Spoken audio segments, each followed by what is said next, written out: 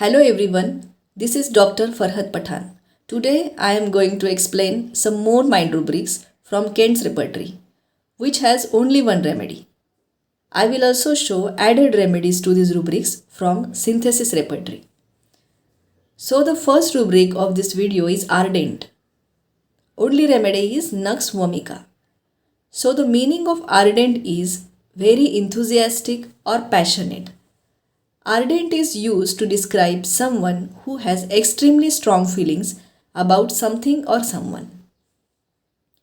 हिंदी में बोलते हैं उत्साही उत्सुक.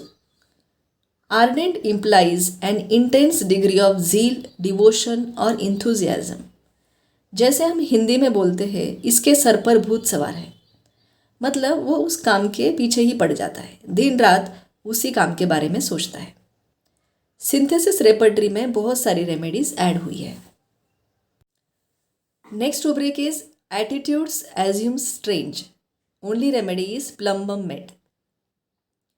Meaning of attitude is the way that you think, feel और behave. Assume is to accept or believe that something is true even though you have no proof. And strange is unusual or unexpected. Synthesis repertory में इस rubric को modify किया गया है और remedies भी add की गई हैं. So the rubric is gestures makes strange attitudes and positions.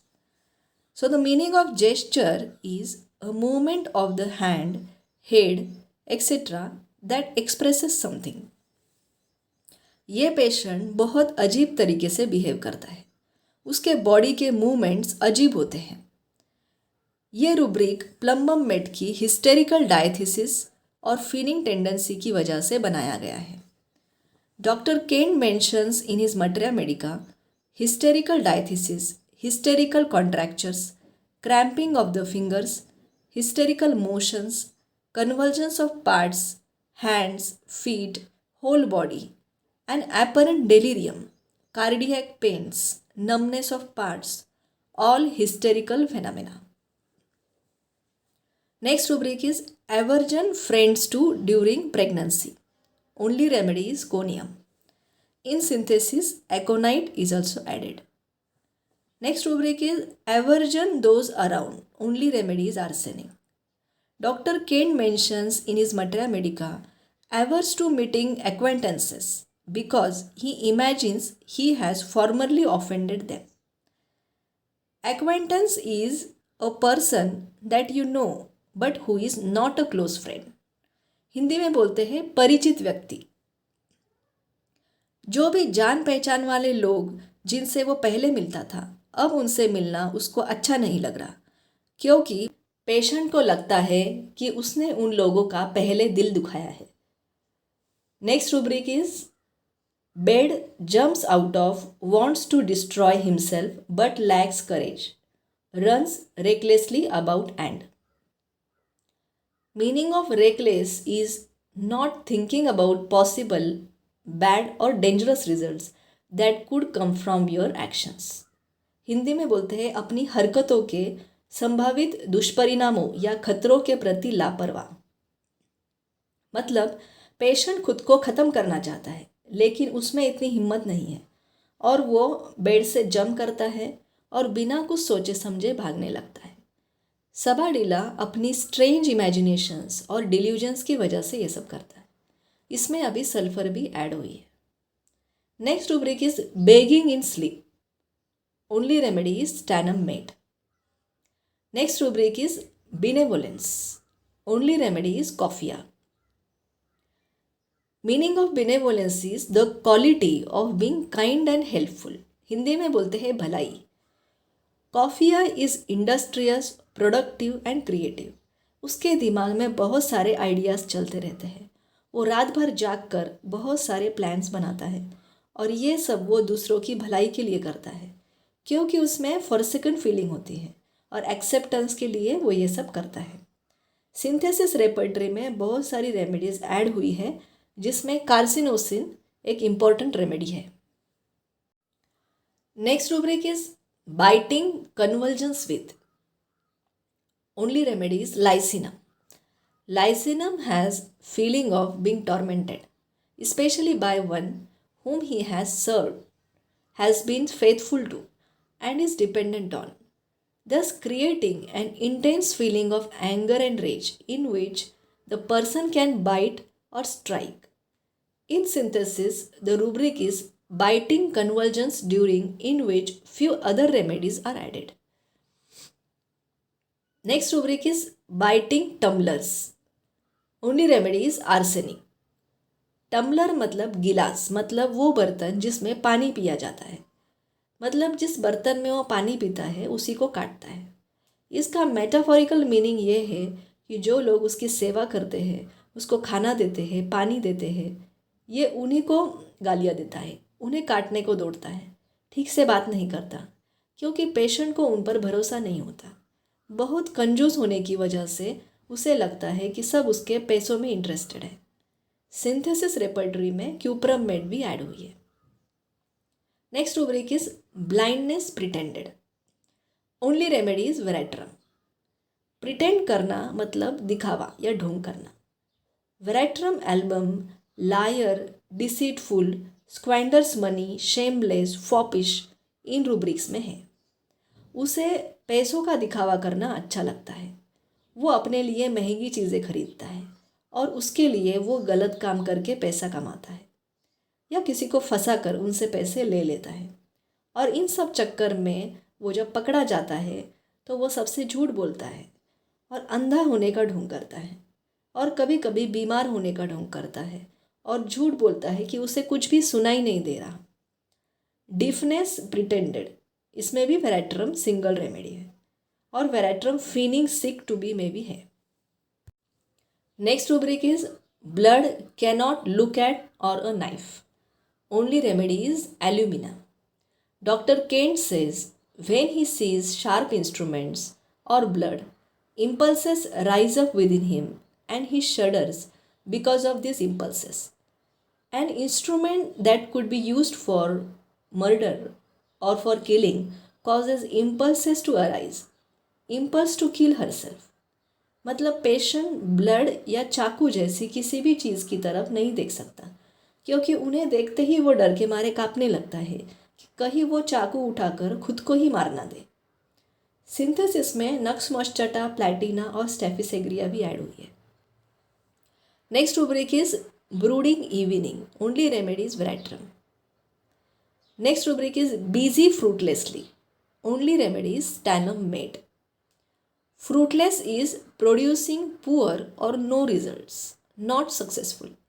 मतलब ऐसे कामों में बिजी रहना जिसका कोई फ़ायदा ना हो, जिससे कुछ भी हासिल ना हो। अभी इसमें बहुत सारी रेमेडीज ऐड हुई है। Next rubric is capriciousness morning. Only remedy is staphysagria and capriciousness evening. In that only remedy is ignatia. So the meaning of capricious is changing behaviour suddenly in a way that is difficult to predict. Hindi में बोलते हैं सन की। Next rubric is cares ailments from, only remedy is phosphoric acid.